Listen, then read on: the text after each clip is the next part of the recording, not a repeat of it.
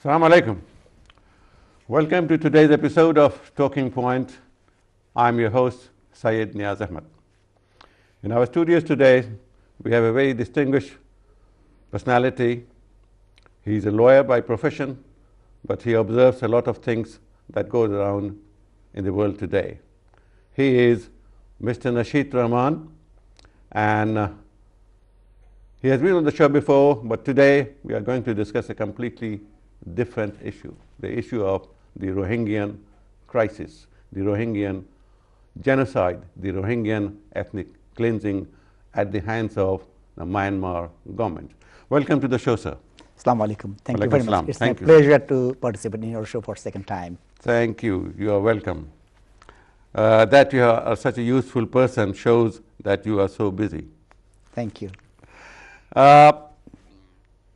We have a crisis on our eastern borders in Bangladesh. It's a crisis of mammoth size. Some 500,000 refugees have crossed over into our borders. Not out of their, when we say refugees, nobody is a refugee out of his own free will. They have been compelled. For whatever reasons, we will go into the detail later, see. Now we have about 50% of them are children. Some 40,000 women among them are pregnant, see. It's a very dire situation. The whole world is focused on that, see. But Bangladesh is not a very rich country, no matter howsoever and how so much we have improved during the last 45 years. What do you think should we be doing to improve this situation? There are a lot of ways we can, see. But let's just start from one point, which is closest to your heart. There's various dynamics of this problem. And if I start, first is refugee standing. Right. International law, then aid, and international crime, the Yaba, and so many things, and the economic zone in that region. Mm-hmm. And not only that, it is part of bigger history, right, longer history. The first thing is a unique textbook, refugee and ethnic cleansing. Right. All that has been recognized by the United Nations. All the 5 elements are there. And with utter surprise, there's not a single Rohingya spokesman, right, who the world know, who may speak for them. Well, 1 or 2 of them have been here and there, but they really do not represent the entire population. Yes. And second is, if you look at their language, they are not fluent in either in Burmese or Bengali. Right. Only in Rohingya language, right, which is broken Chittagangian. Right. So they cannot have that conversation with Bangladeshis as well. And we don't have any spokesperson in Bangladesh as well for them. So either Mrs. Erdogan, Sheikh Hasina Wazed, or XYZ is talking on behalf of Rohingyas. Right. See. They don't have their own voice as well. They don't have that education. And we do not know if the other parties, the foreigners, yes, as you said, the two names that you said, whether they really understand what is going on inside Burma. From my perspective, they understand it from their own political perspective. Right. I don't say they are wrong, but they don't understand it from the Rohingya refugee perspective. The girl who was raped, right, the boy who lost his mom and dad, you and I, we may not understand it. So a political person may not understand it. That's not the point. Point is a unique situation. Mm-hmm. And from 1978, we have 4 influx of Rohingya refugees in Bangladesh. The most disgusting thing is never the Burmese or Myanmar authority, they recognize the Rohingyas are their national. Yes. Yes. Second, they deny the killing. They deny that torture. They deny that ethnic cleansing. They denied those people migrated from Burma to Bangladesh. They maintain the simple fact, they are not our citizen, we are not responsible. Not a single Rohingya relocated from Bangladesh to Myanmar.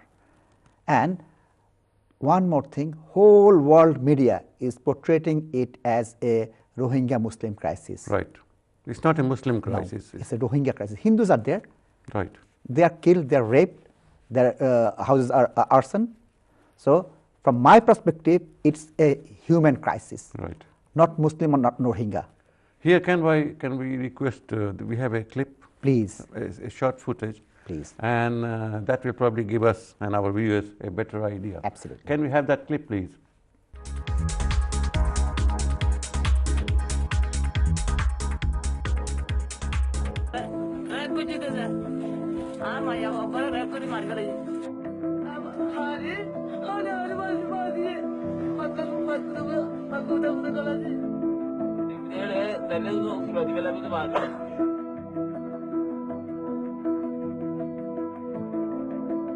It's like some sort of the complete destruction of a community.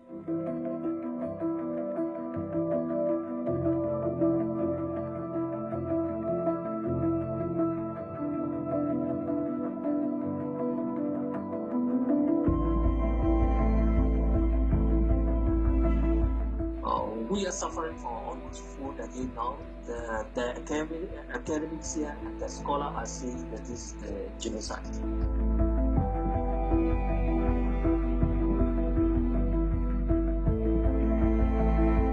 Even we have the very strong evidence that they are existing in Arakan State since 7th century. They are not accepting that,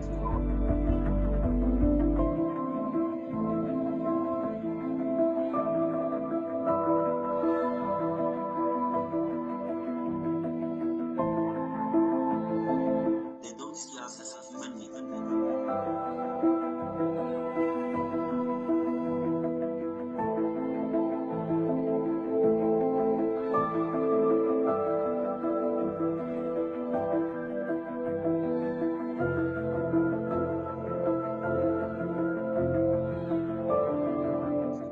So if they burn down and they destroy all of the historical existence or the village that been there for centuries, so they will say finally, where you came from, like you don't have any proof, any evidence. Yeah.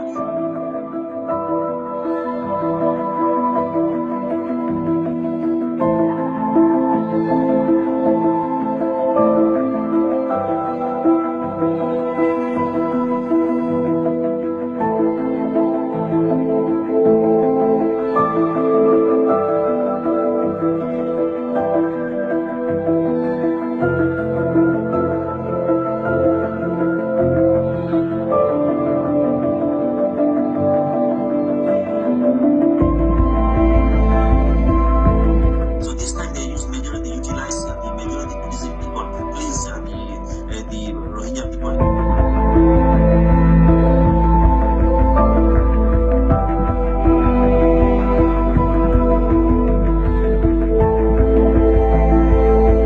Muslims are only well behaved when they are weak. When they become strong, they are like a wolf or a jackal. In large packs, they hunt down other animals. This is like a big crime in Myanmar for being Muslim. So they are terrorizing us to wipe off the population.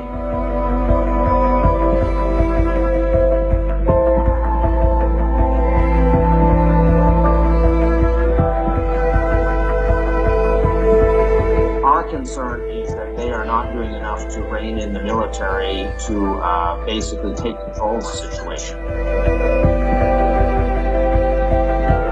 So we need a safe zone and international intervention, and we need a separate state to save Rohingya people.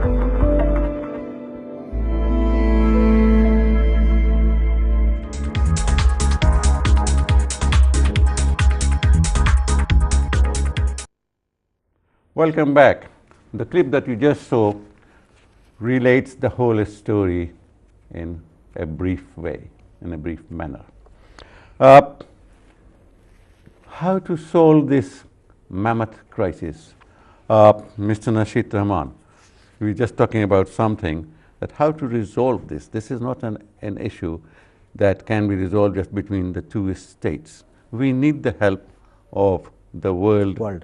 In the entire world, United Nations, OIC, ASEAN, SAARC, Indonesia, Malaysia, China, India, even Pakistan Absolutely. should be roped in, and they should exercise their whatever power they have, whatever influence they have, whatever clout they have on Myanmar to resolve this situation. But how can we go about it? Absolutely. This is not only a bilateral problem between Myanmar and Bangladesh.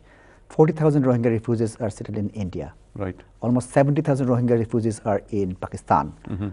Over 100,000 Rohingyas are in Saudi Arabia.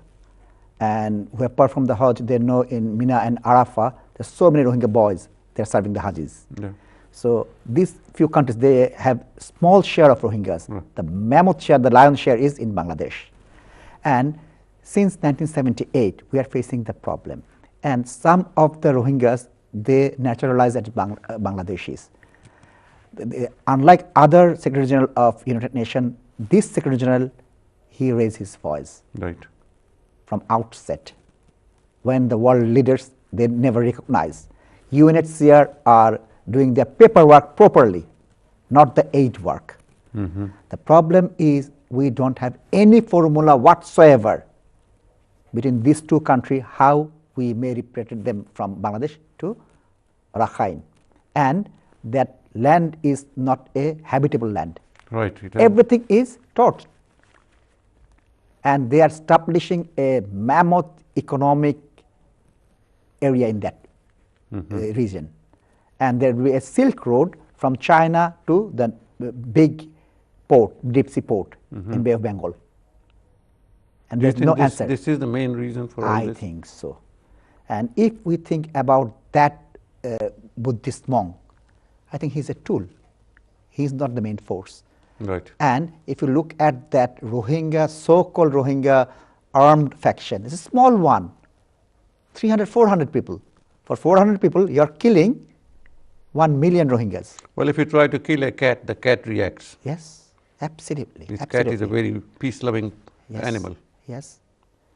Every force have equal and opposite Opposite reaction, yes. That's the thing. So from my perspective, I don't see any short-term regional resolution. Right. Second is, yes, Bangladesh have issued the stateless person card to everyone. They restrict them within a boundary. Right. They issue them with photo picture card, and they are issuing ration and their day-to-day life things. And the nation as a Bangladesh, we prove the whole world, we are not Germany, we are not EU, we are not that Donald Trump's USA. We are a unique nation, and we have faced the same struggle. Well, we have opened our borders. No, we are accepting them. we faced the same struggle in 1971. True, true. Some And 10 it's million payback people time. gave. Yes, it's payback time. I have always been saying that. It's a payback time to humanity. Absolutely. Not only to Muslims or Rohingyas or to Hindus. To humanity. Humanity. And the problem is, there is three aspects from my perspective. One is the only refugees.